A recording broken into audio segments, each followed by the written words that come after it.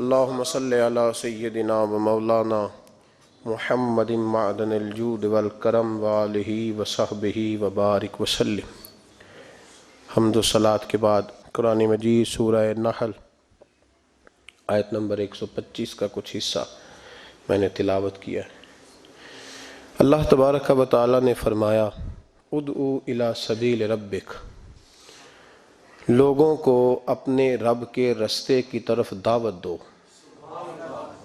امت مسلمہ کی ڈیوٹی لگا رہا ہے مالک، لوگوں کو اپنے رب کے رستے کی طرف دعوت دو، پیغام دو۔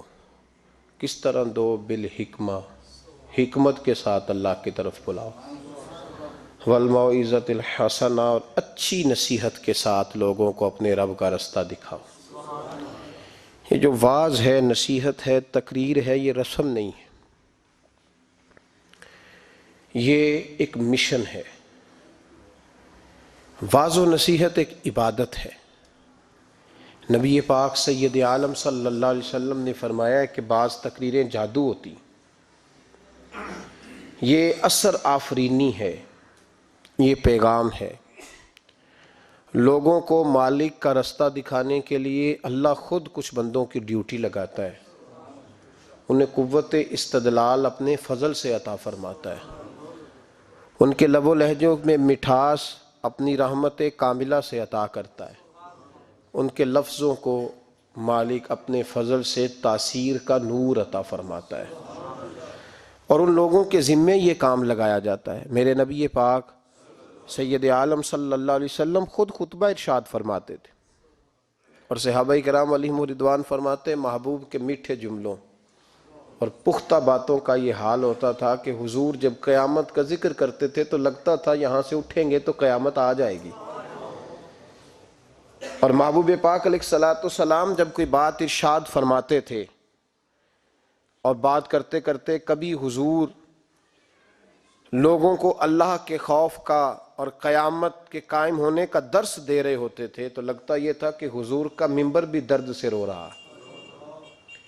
محبوب پاک صلی اللہ علیہ وسلم واعظ فرماتے، نصیحت کرتے۔ پہلے حضور ایک ستون، ایک تنا تھا، خشک درخت جب ہو جاتا ہے تو جو اس کا حصہ کھڑا رہتا ہے اس کو خشک تنا کہا جاتا ہے، تو وہ صحابہ نے مسجد میں گاڑ دیا تھا تو اللہ کے محبوب اس کے ساتھ ٹیک لگا کے خطبہ دیتے تھے۔ ان خطبوں کو لوگ معمولی سمجھتے ہیں، کہتے ہیں تقریر تو بس ٹھیک ہے، گھنٹہ گزارنا ہے، سننے والے بھی اور سنانے والے بھی، لیکن اس تقریر کی خوبصورتی ملاحظہ کیجئے گا کہ حضور اس سے ٹیک لگا کے کھڑے ہو کے خطبہ دیتے تھے۔ ایک صحابی نے کہا حضور ممبر نہ بنوا دوں، وہ خوبصورت سا ممبر بنوا کے لائے تو صحابہ کہتے ہیں حضور ممبر پہ بیٹھے تو وہ کھجور کا تنا چیخے مار کے رویا، وہ حضور کی اس گفتگو سے اداس ہونے لگا، حضور کی اس ٹیک لگانے سے بے چین اور چیخے مار کے رویا۔ ہمیں سمجھ نہ آتی، یہ کوئی اس طرح روتا ہے جیسے کوئی بچہ ماں سے بچھڑ کے روئے، دائیں بائیں دیکھتے پر کسی کو خبر نہ لگی۔ دلوں کے حال جاننے والے رسول اٹھے اور محبوب پاک قریب گئے، اور جس طرح بچھڑی ہوئی ماں بیٹے کو سینے سے لگاتی ہے، حضور نے تنے کو سینے سے لگایا۔ تو یاد رکھیں یہ تقریر تو ایک رانائی ہے، یہ تو ایک خوبصورتی ہے، یہ تو ایک حسن ہے۔ اب جس مقاصد کے لیے ہم تقریریں سنتے ہیں، بس شعر آیا تو کیا بات ہے جی، آج جو شعر سنایا اس کی کیا بات، وہ جو بات آج سنائی مزہ آ گیا۔ تقریر لطف کے لیے نہیں، تقریر اصلاح کے لیے ہوتی ہے۔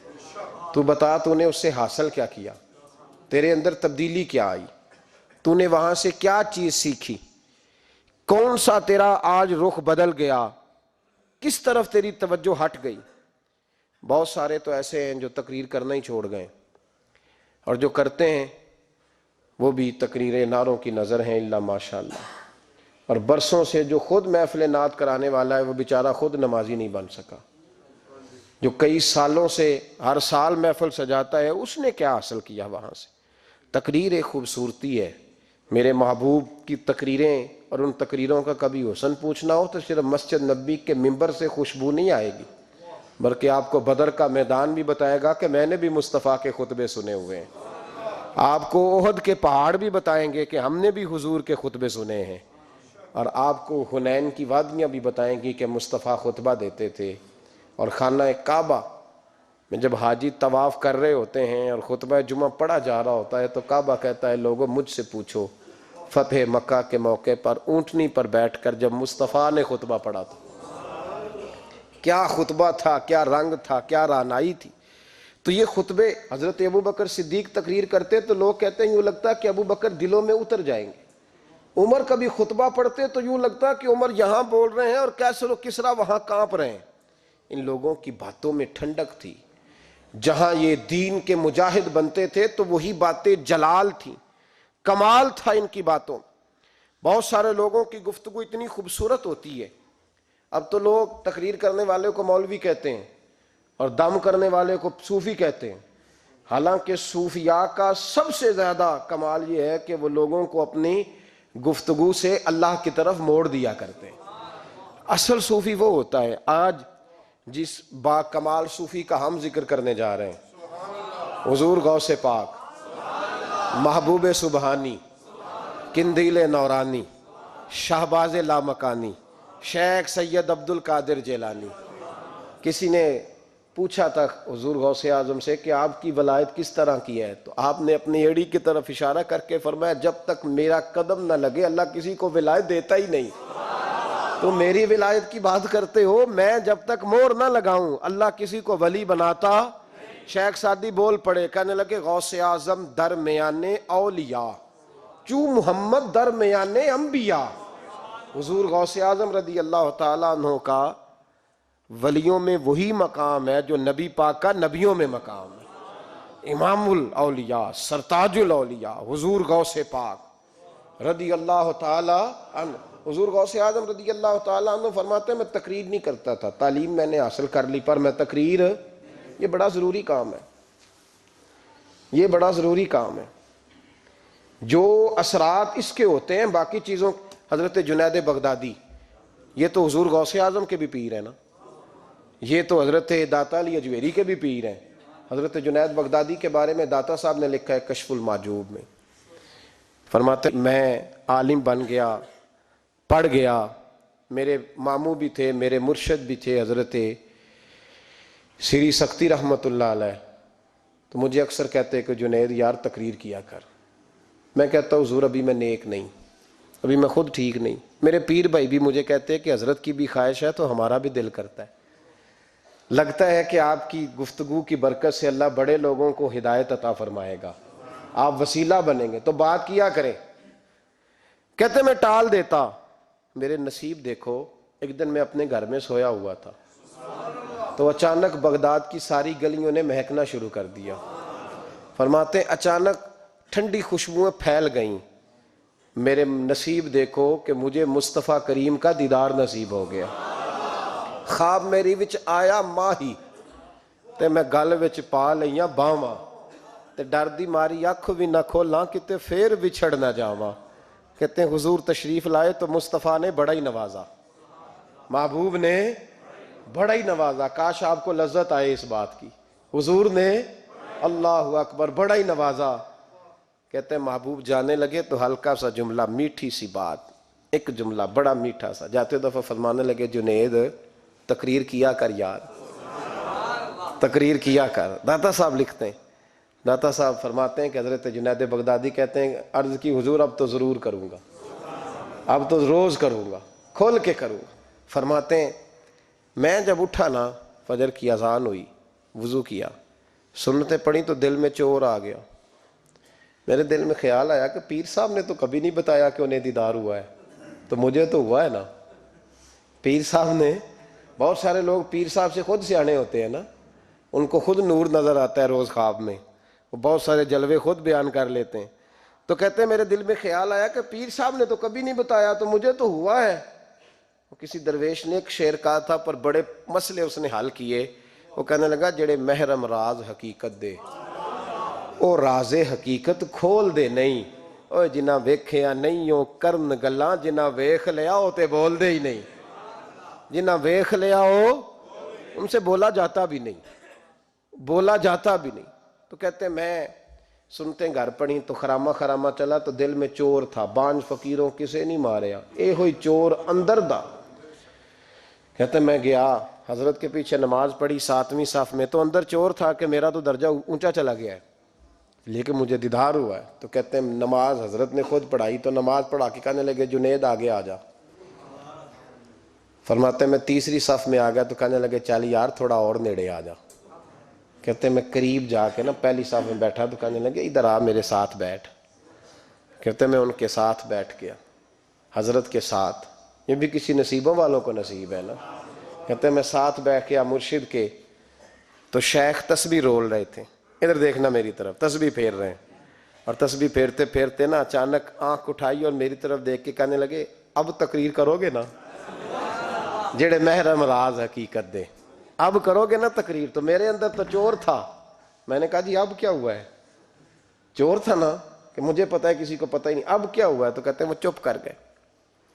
چند منٹ کے وقفے کے بعد پھر فرمانے لگے اب کرو گے نا تقریر؟ کہتے ہیں اندر چور بیٹھا تھا، میں نے کہا حضور ہوا کیا ہے بتائیں تو صحیح۔ کہتے ہیں انہوں نے تسبیح چھوڑی، جبہ سمیٹا اور چہرہ میری طرف پھیرا، اور میں نے ان کی آنکھوں میں جو روشنی آج دیکھی پہلے کبھی نہیں دیکھی تھی، لب و لہجے میں جو جلال آج دیکھا وہ کبھی نہیں دیکھا تھا۔ فرماتے ہیں حضرت بولے نظر تو وہ ظالم نظر ہے، اٹھے تو بیڑا ہی پار کر دے، گرے تو خانہ خراب کر دے۔ فرماتے ہیں میں نے حضرت کا جلال دیکھا اور میری طرف دیکھ کے فرمانے لگے جنید کل جو رات گزری ہے مجھے خواب میں اپنے رب کا دیدار ہوا تھا۔ تو مالک نے پوچھا کہ سری کوئی بات بتا، تو میں نے عرض کی مولا ایک کی مرید تیار کیا ہے وہ بھی تقریر نہیں کرتا، کبھی تیرے حبیب کا ادھر کا پھیرا ہو تو ذرا جنید کو اشارہ کر جائے تو چلو میرا بھی کام بن جائے گا، لوگوں کا بھی نفع ہوگا۔ کہتے ہیں حضرت جنید بغدادی کہ میری چیخ نکلی، اللہ اکبر کہا تو میرے کپڑے پھٹ گئے، بغداد کی وہ مسجد ساری رونے لگی۔ کہتے ہیں میں قدموں میں گرا اور میں نے کہا محبوبہ مجھے معاف کر دے، مجھے تو آج پتہ چلا ہے کہ میرے اوپر مصطفیٰ بھی کرم فرمائے تو تیری دعاؤں کی برکت سے فرماتے ہیں۔ تقریر اتنا ضروری کام ہے کہ محبوب خود فرماتے ہیں جنید تقریر کیا کر بات یار، لوگوں کو فائدہ ہوگا۔ حضور غوث اعظم رضی اللہ تعالیٰ عنہ فرماتے ہیں میں تقریر نہیں کرتا تھا، تعلیم مکمل کر لی بات نہیں کرتا تھا، میں کہتا تھا میں کیسے لوگوں کے سامنے واز کروں۔ کہتے ہیں مجھے خواب میں مصطفیٰ کریم کا دیدار نصیب ہوا۔ محبوب نے فرمایا عبد القادر بات کیوں نہیں کرتے؟ میں نے کہا حضور یہ عربی لوگ ہیں، فصیح و بلیغ ہیں، ہر آدمی بات سمجھتا ہے، تو میں کس طرح اتنے مجمع میں بولوں گا؟ بڑا مشکل کام ہے، ہر آدمی کی ذہنی سطح کے مطابق کیسے بات کروں گا؟ کہتے ہیں مصطفیٰ کریم نے فرمایا منہ تو کھولو ذرا۔ کہتے ہیں میں نے منہ کھولا تو حضور نے 7 دفعہ لعاب دہن میرے منہ میں ڈال دیا، فرمایا اب تو بولتے جانا اور میری برکتیں تیری مدد کرتی جائیں گی۔ آپ فرماتے ہیں اگلی شام میں سویا تو مولا علی شیر خدا بھی آ گئے، تو فرمانے لگے عبد القادر منہ کھول نا بیٹا تو میرا بھی ہے۔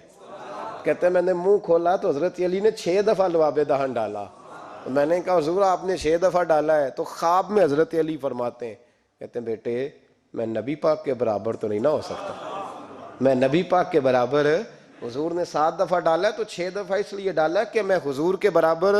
صحابہ تو خواب میں بھی آ کے کہتے ہیں ہم نبی کے برابر نہیں، تو کیسے نبی کے برابر بن گیا؟ وہ تو خواب میں بھی آ کے کہتے ہیں کہ ہم حضور کے برابر، تو زندگی میں دعوے کرتا پھرتا ہے۔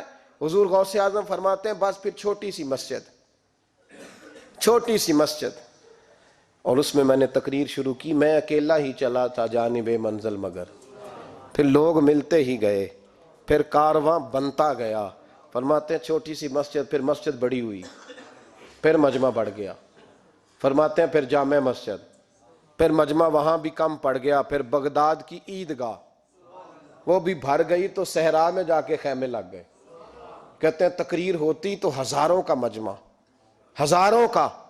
ملا علی قاری کہتے ہیں غوث اعظم کے اجتماع میں 70 ہزار لوگ شریک ہوتے تھے، ہزاروں علماء کاغذ قلم لے کے بیٹھے ہوتے تھے کہ غوث پاک جو باتیں بیان کریں گے تفسیری نقطے ہم نے نوٹ کرنے، اور حضور غوث اعظم کو اللہ نے یہ کمال دیا تھا، کمال، یہ آپ کی کرامت تھی کہ بغیر سپیکر کے بولتے تھے، جیسی سمجھ پہلے والے کو آتی تھی ویسی آخری والے کو آیا کرتی تھی۔ آج نا کرامت کی بات آتی ہے تو بندے چھپنے لگ جاتے ہیں، کہتے ہیں نہیں یہ نہیں ہو سکتا، بڑا مدافعانہ سا عمل، بڑا شرمندہ سا اللہ بولا ہے جی وہ غوث پاک ایک دن ایک صاحب کرامت بیان کر رہے تھے تو بڑے جھجک کے حضور غوث اعظم، میں نے کہا تو بیٹھ، مجھے بیان کرنے دے، تو ڈر رہا ہے، کرامت سے ڈر رہا ہے، مجھے بیان کرنے دے، میں بیان کرتا ہوں، مجھے بیان کرنے دے۔ ملا علی قاری علیہ رحمہ نے لکھا ہے، دیگر بہت سارے لوگوں نے لکھا ہے، غوث اعظم خطبہ دے رہے تھے، تقریر کر رہے تھے، اچانک ہاتھ آگے بڑھایا تو یہاں تک ہاتھ بھیگ گیا غوث اعظم کا۔ ہاں کھول کے دیکھے، کھول کے بات کر رہا ہوں، ہاتھ یہاں تک بھیگ گیا۔ مرید کہتے ہیں ہم نے پوچھا حضور پانی بھی کوئی نہیں، ہاتھ بھیگ گیا۔ میں چپ کر کے سبق پڑھو، شاگردوں کو پڑھا رہے، چپ کر کے سبق پڑھو۔ تھوڑی دیر گزری، چند گھنٹے تو ایک قافلہ آ گیا، سارے لوگ پانی میں بھیگے ہوئے ہیں۔ حضور غوث اعظم کے سامنے کھڑے ہوئے، کہا حضور آپ نے بڑی کرم نوازی فرمائی، بڑی کرم نوازی۔ وہ شاگرد کہنے لگے ہوا کیا؟ تو وہ لوگ کہنے لگے کشتی میں بیٹھے تھے تو کشتی ڈوبنے لگی، ہم نے کہا یا شیخ عبد القادر جیلانی، خدا کے فضل سے ہم پر ہے سایہ غوث اعظم کا، ہمیں دونوں جہاں میں ہے سہارا غوث اعظم کا۔ کہتے ہیں حضور غوث اعظم نے وہاں بیٹھے ہاتھ لگایا اور ڈوبتی کشتی کو باہر نکال لیا، اور ڈرنے لگے، کہنے لگے جناب یہ کرامت لوگ نہیں مانیں گے۔ تو میں کہا جنہیں نہیں مننا نہ مننے، ان کے کانوں کے نا پیچھے خارش ہوتی ہے جب اس طرح کی ولیوں کی بات بتائی جائے۔ وہ تو حضور غوث اعظم کی بات نہیں مان رہا، پڑھنا سورہ نمل پڑھ۔ حضرت سیدنا سلیمان علیہ السلام اپنے محل میں بیٹھے دربار میں، فرمایا ملکہ بلقیس کا تخت چاہیے۔ تم قرآن نہیں پڑھتے؟ ملکہ بلقیس کا تخت چاہیے۔ تو ایک جن اٹھا، اس نے کہا دربار برخاست ہونے سے پہلے، دربار کے برخاست ہونے سے پہلے، بے شک آپ 5 منٹ میں برخاست کر دیں تخت آ جائے گا، ہزاروں میل دور تھا۔ پتہ نہیں کہاں قرآن پڑھتے ہو تم، بنی اسرائیل کے ولیوں کی کرامتیں مانتے ہو، اور نبی پاک کی امت کی باری آئے تو تمہیں خارش ہوتی ہے۔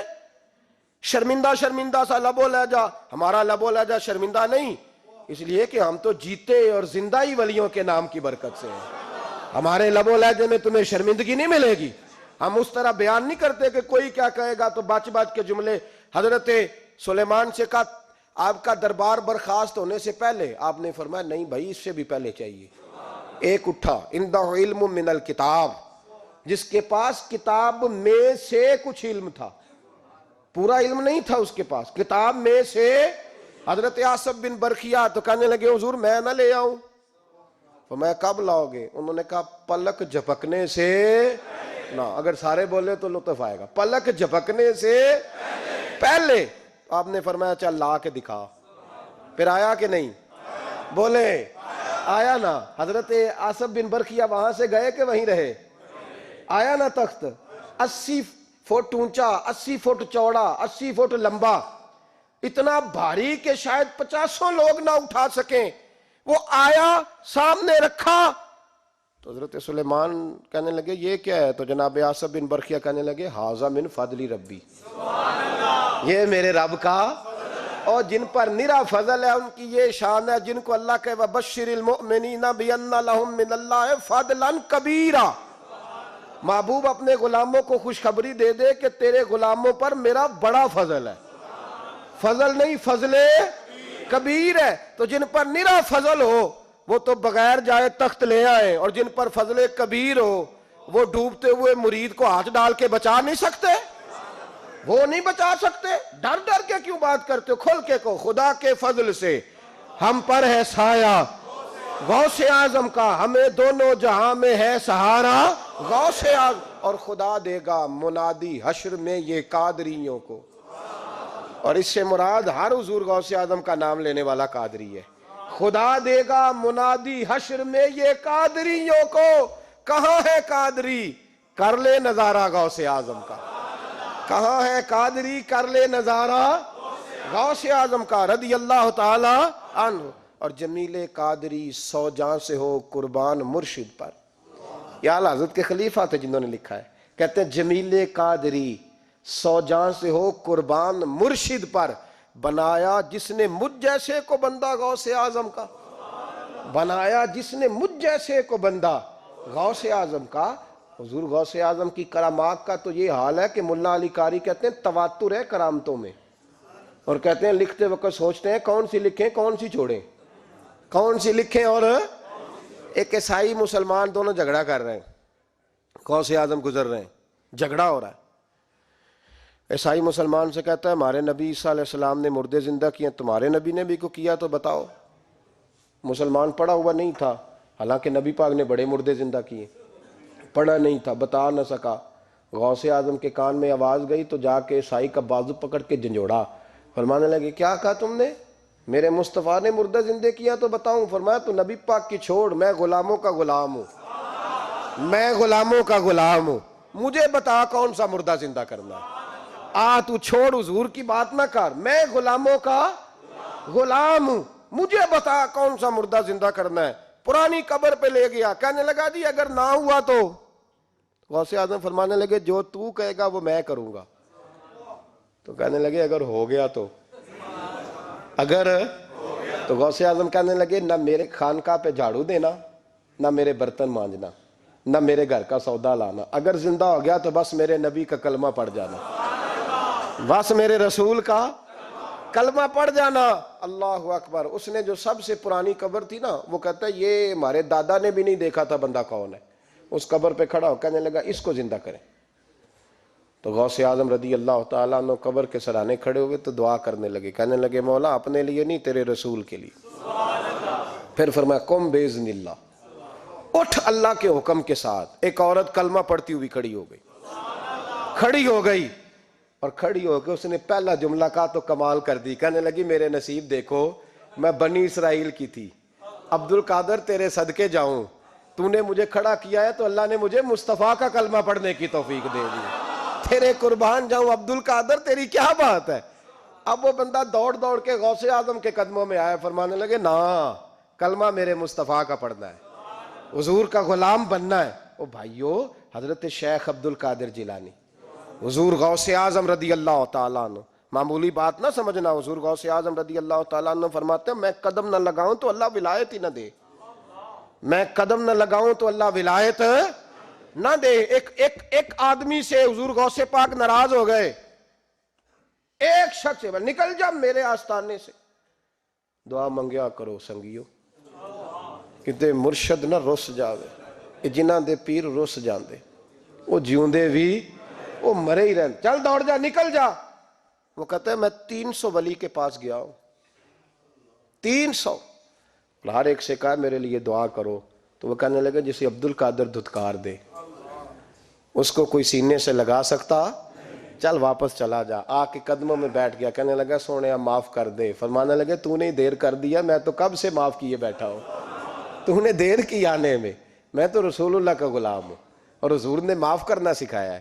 حضور غوث پاک واز کرتے، نصیحت کرتے، اور چونکہ نہ شہرت کے لیے، نہ مال کے لیے، نہ نوٹوں کے لیے، اس لیے غوث اعظم جب تقریر کرتے نا، ایک دن بغداد میں بارش شروع ہو گئی، خطاب ہو رہا تھا، لوگ بکھرنے لگے تو 2 جملے غوث پاک کے، کہنے لگے یا اللہ تو دلوں کے بھید جانتا ہے، اگر بندے میں نے اپنی ذات کے لیے اکٹھے کیے ہیں تو تیز بارش برسا، دوڑا دے سارے، اور اگر تیرے لیے اکٹھے کیے ہیں تو پھر بھی تیری مرضی، رکھنے ہیں تو رکھ، بھیجنے ہیں تو۔ حضرت یحییٰ کہتے ہیں سارے بغداد میں بارش ہوتی تھی، پر جہاں غوث اعظم کی محفل ہوتی تھی وہاں کوئی نہیں ہوتی تھی، وہاں کوئی نہیں ہوتی تھی۔ غوث اعظم تقریر کرتے، کبھی کبھی وجد آتا تھا۔ وجد کس کو کہتے ہیں؟ وجد کبھی کبھی آپ کہتے نہیں کہ میرے رونگٹے کھڑے ہو گئے، لوں کنڈے کھڑے ہو گئے، پھر کبھی کبھی کہتے ہو یار پتہ نہیں کیا ہوا آج تو آنسو رکتے نہیں تھے، اسی کو وجد کہتے ہیں، اسی کو، یہ ایک کیف ہے، ایک مستی ہے جو چڑھ جاتی ہے، ہر جگہ چڑھتی کہیں کہیں چڑھ جاتی ہے، اور کمال ہو جاتا ہے جب چڑھ جائے، پھر مزہ آ جاتا ہے۔ نہ انکار کریں اج میراں، اج موسم بڑا سہانا، مستی دا اج می برسا دے، نہیں پیاس دا کوئی ٹھکانا، تیرے کول اتر پرانا تے ساڈا درد بھی بڑا پرانا، تے میرا ہس ہس ٹال نہ سانو اسی پیتےوں باج نہیں جانا۔ کبھی کبھی ایک ماحول ہوتا ہے نا، کبھی کبھی حضور غوث اعظم وجد میں آتے تھے، کبھی کبھی اللہ کی دریائے رحمت کو بھی کبھی کبھی جوش آتا ہے، اور میرے حبیب فرماتے ہیں وہ پہلے آسمان پر نزول جلال کرتا ہے جو اس کی شان کے لائق، اور فرماتا ہے بندو مانگ لو جو مانگو گے میں دے دوں گا۔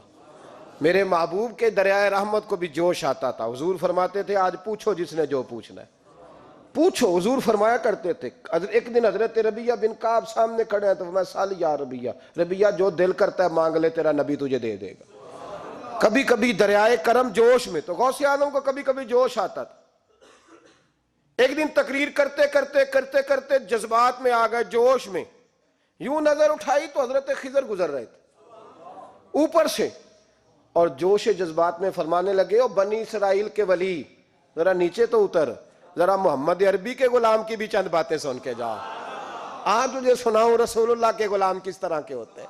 حال میں وجد میں، کیف میں، تھوڑی دیر گزری تو تڑپنے لگے، مجمع پہ سکوت طاری، لوگ سمجھ نہیں رہے ہو کیا رہا ہے۔ ایک آپ کے خلیفہ تھے حضرت علی بن ہیتی، وہ دیوار کے ساتھ ٹیک لگا کے سو رہے تھے، سارا مجمع دم بخود ہے، یہ کیا ہونے لگا؟ غوث پاک اٹھے، تقریر وہیں رہ گئی، علی بن ہیتی کے پاس جا کے یوں ہاتھ باندھ کے کھڑے ہو گئے اور دیر تک نبی پاک پہ درود پڑھتے رہے۔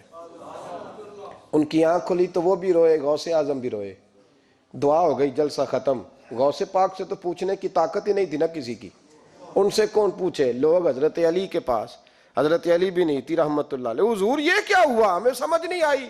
آپ فرمانے لگے، تمہیں کیا بتاؤں، تم کسی معمولی پیر کے ماننے والے نہیں ہو، میں آج غوث اعظم کی محفل میں بیٹھے بیٹھے ہی مدینے پہنچ گیا ہوں اور مجھے رسول اللہ کے جلوے نظر آنے لگے ہیں، پر میرے شیخ کا کمال دیکھو، جو میں خواب میں دیکھ رہا تھا عبد القادر ظاہری آنکھوں سے نظر فرما رہے ہیں، ظاہری آنکھوں سے، عالم وجد میں، کیف میں، سرور میں۔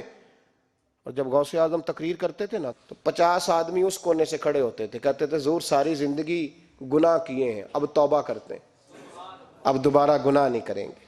اس کونے سے 15 کھڑے ہوتے تھے، حضور ڈاکے ڈالے ہیں ساری عمر، اب توبہ، آپ کی بات نے دل بدل دیا ہے، اللہ نے توفیق ہدایت دے دی۔ ادھر سے 10 کھڑے ہوتے، حضور سود کا دھندا، چوری کا دھندا، آج کے بعد توبہ۔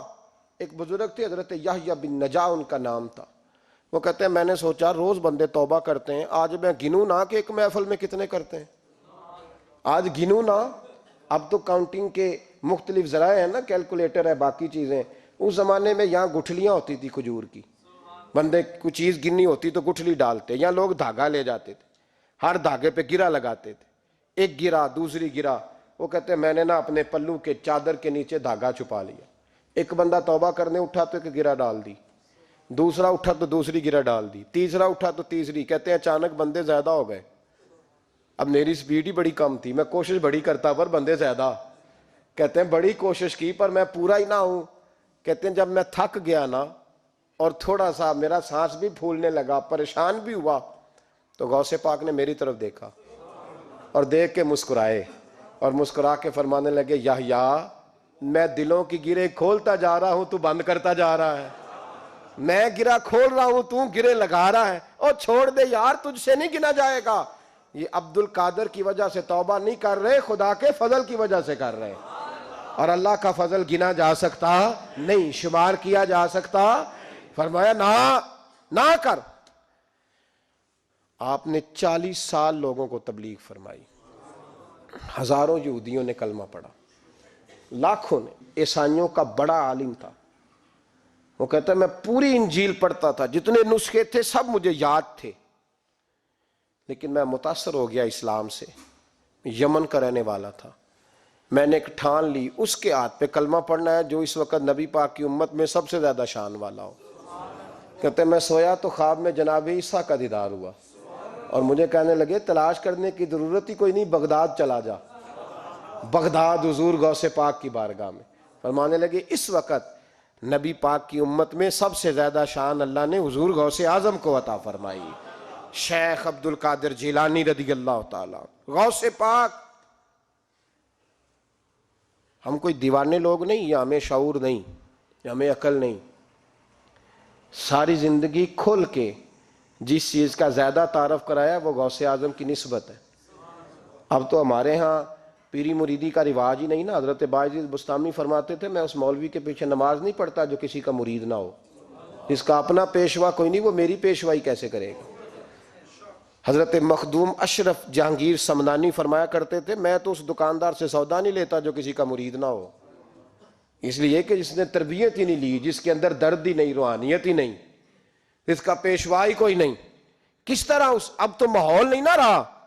لیکن یاد رکھو یہ نسبت اتنی تگڑی ہے، اتنی تگڑی کہ ہمارے صوفیاء نے ساری زندگی غوث اعظم کا غلام کہلانے میں فخر محسوس کیا.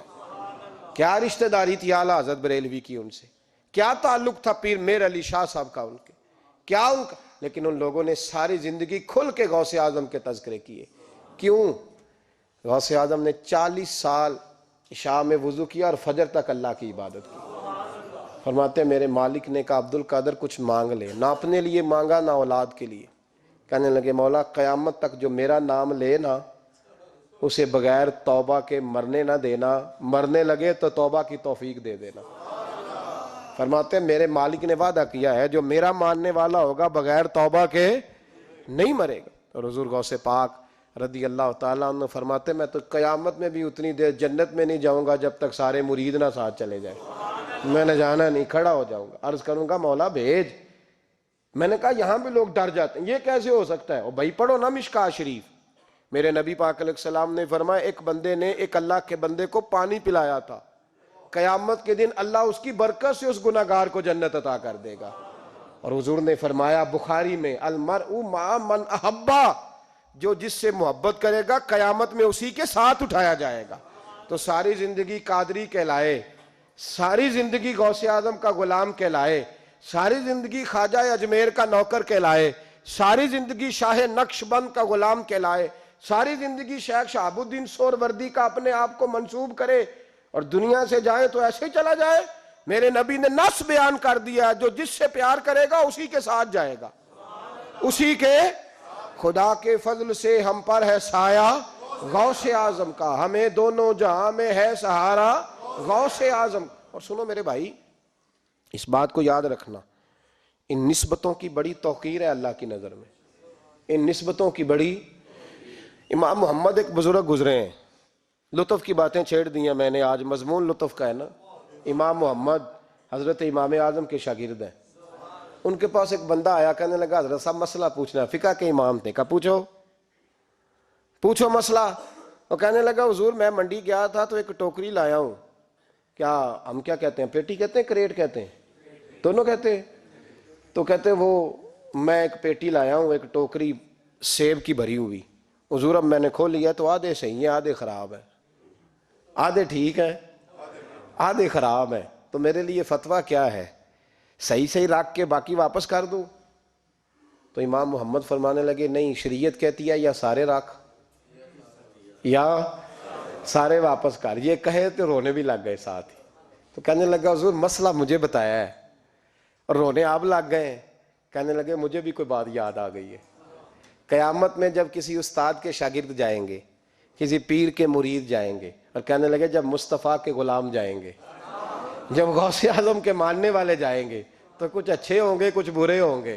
تو ہم بھی کہیں گے یا اللہ یا سارے رکھ یا سارے بھیج یا سارے رکھ یا.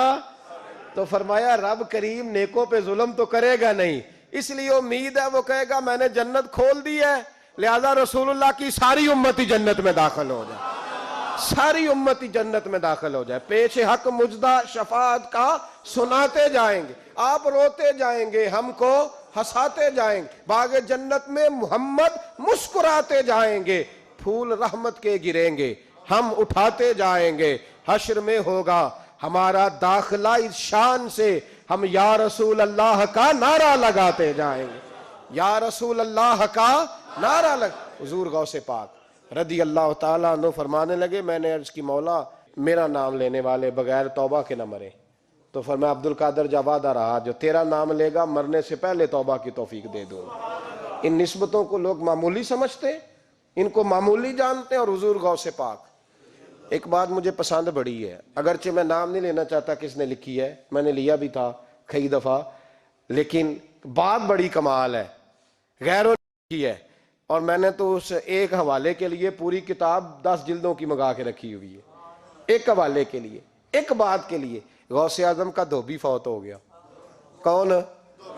پتہ نہیں آپ کو بھی اتنا ہی مزہ آ رہا ہے جتنا مجھے آ رہا ہے. حضور غوث اعظم کا دھوبی فوت ہو گیا، کپڑے دھوتا تھا.